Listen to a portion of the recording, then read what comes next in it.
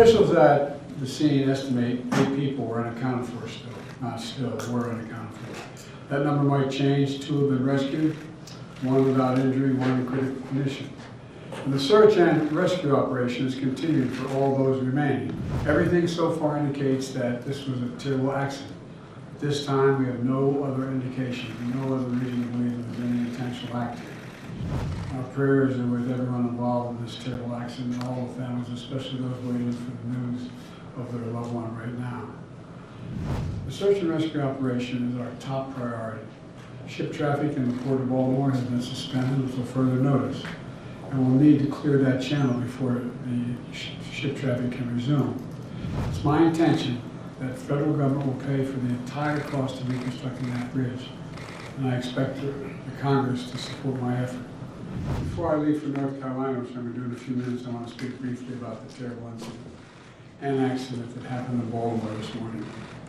At about 1:30, a container ship struck the Francis Scott Key Bridge, which I've been over many, many times, commuting from the state of Delaware, either on train or by car. I've been in Baltimore Harbor many times.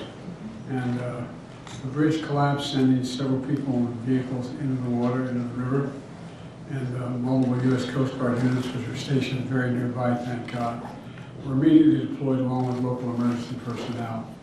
And the Coast Guard is leading the response to the port, where representatives from the Federal Highway Administration, the FBI, Department of Transportation, the Army Corps of Engineers, as well as Maryland officials and Baltimore Police and Fire, are all working together to coordinate an emergency response. Officials at the scene estimate 8 people were unaccounted for were unaccounted for. That number might change. 2 have been rescued, 1 without injury, 1 in critical condition. And the search and rescue operation is continued for all those remaining as we speak. I spoke with Governor Moore this morning, as well as the Mayor of Baltimore, the County Executive, both United States Senators and the Congressman. And my Secretary of Transportation is on the scene. I told them we're going to send all the federal resources they need as we respond to this emergency. I mean all the federal resources. We're going to rebuild that port together. Everything so far indicates that this was a terrible accident. At this time, we have no other indication, no other reason to believe there was any intentional act here.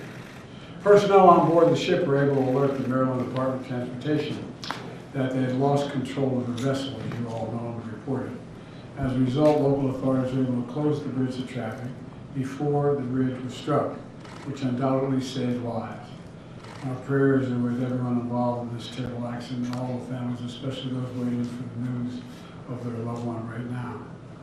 I know every minute in that circumstance feels like a lifetime. I just don't know. It's just terrible. We're incredibly grateful for the brave rescuers who immediately rushed to the scene, and to the people of Baltimore. We want to say, we're with you. We're going to stay with you as long as it takes.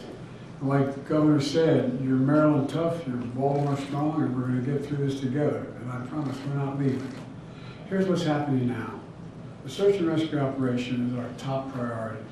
Ship traffic in the Port of Baltimore has been suspended until further notice, and we'll need to clear that channel before the ship traffic can resume.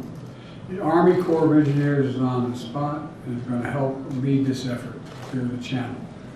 The Port of Baltimore is one of the nation's largest shipping hubs, and I've been there a number of times as a senator and as vice president. It handles a record amount of cargo last year. It's also the top port in America for both imports and exports of automobiles and light trucks. Around 850,000 vehicles go through that port every single year, and we're going to get it up and running again as soon as possible. 15,000 jobs depend on that port, and we're going to do everything we can to protect those jobs and help those workers. The bridge is also critical for travel, not just for Baltimore, but for the Northeast Corridor. Over 30,000 vehicles cross the Francis Scott Key Bridge on a daily basis.